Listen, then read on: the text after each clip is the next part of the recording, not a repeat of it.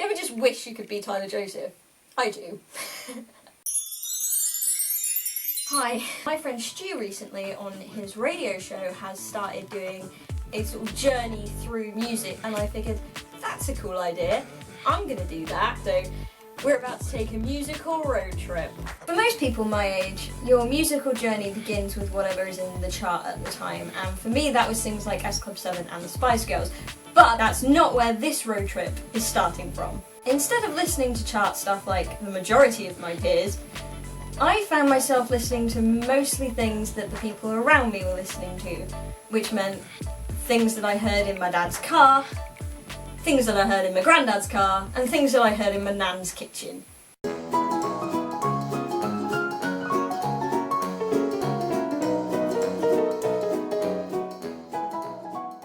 Now, old Blue Eyes is the reason why I play this thing, because I discovered this book. So I started keyboard lessons, and even though I began them when I was about 8 years old, I still can't play a whole song all the way through. When I was about 12 and starting secondary school, I discovered my first favourite band, the Monkees. The Monkees, for those of you that don't know, are America's answer to the Beatles. There were 4 of them, they all had cute haircuts. They had their own TV show, much like S Club 7 did. Here we come, walk down the street, get funniest looks from everyone we meet. Hey, hey, we're the Monkees, and people say we monkey around. To this day, I still maintain that Pleasant Valley Sunday is one of my all-time favourite songs of all time.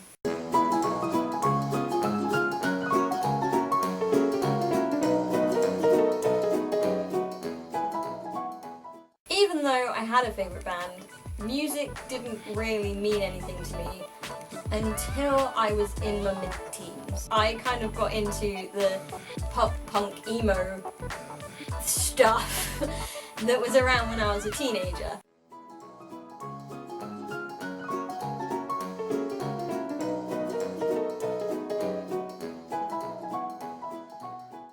Those bands led me to punk bands of the 70s like the Buzzcocks and the Sex Pistols, and those bands led me to things like Busted, who by rights should have been my first favourite band. I'm sorry, Busted.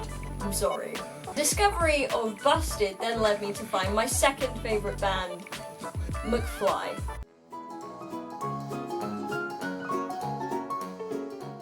I still love McFly. It's a true love, and true love lasts forever. Listening to McFly led me to my next instrument of choice, because McFly's first album is very heavily based on music from the 60s, which I was already kind of familiar with the Monkees. But McFly led me to the Beatles, and most importantly, to Sir Paul McCartney, who, as we all know, is the bassist of the Beatles. I decided I liked Paul McCartney so much I too wanted to be a bassist, so I started bass lessons. As you can tell, really not much better at that than I am playing the keyboard. I decided that I didn't just want to be able to play bass, I wanted to be able to play lots of things, so I took up drum lessons. The film Whiplash is a very accurate representation of what it's like to try and learn the drums. I don't recommend it. By the time I got to university, my iPod was pretty Morrissey heavy.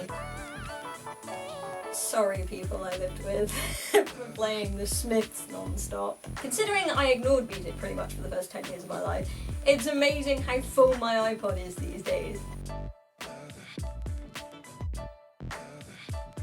Now there's pretty much every genre and every era of music imaginable available to me, and that is a great time for people to be alive. There are even people playing ukuleles in the charts now. Tyler Joseph, I salute you and your ukulele playing. Thank you for making it so mainstream. Is Tyler Joseph mainstream? They're not mainstream. Are they mainstream? Someone needs to let me know if 21 Pilots are mainstream these days. Now they're a band that you should listen to. My god, they're so good. Oh my god, they're so good. I wish I had their entire back catalogue when I was a teenager. Like, I know I'm the same age as Tyler and Josh, but if I'd had their song Lovely when I was about 16 years old, there would be no problems in my life whatsoever.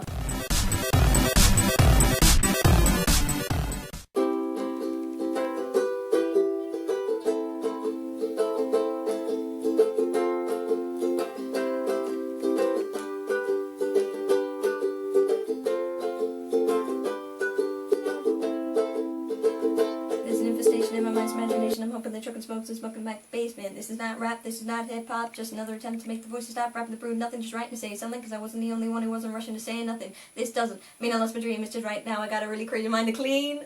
There you go, Yes. That's my musical journey. You can check out Stu's musical journey on the interwebs, I'll do a link below. And I'd be interested to see anyone else's musical journeys, and I'd be really interested if you guys have musical recommendations for me, so stick those below too.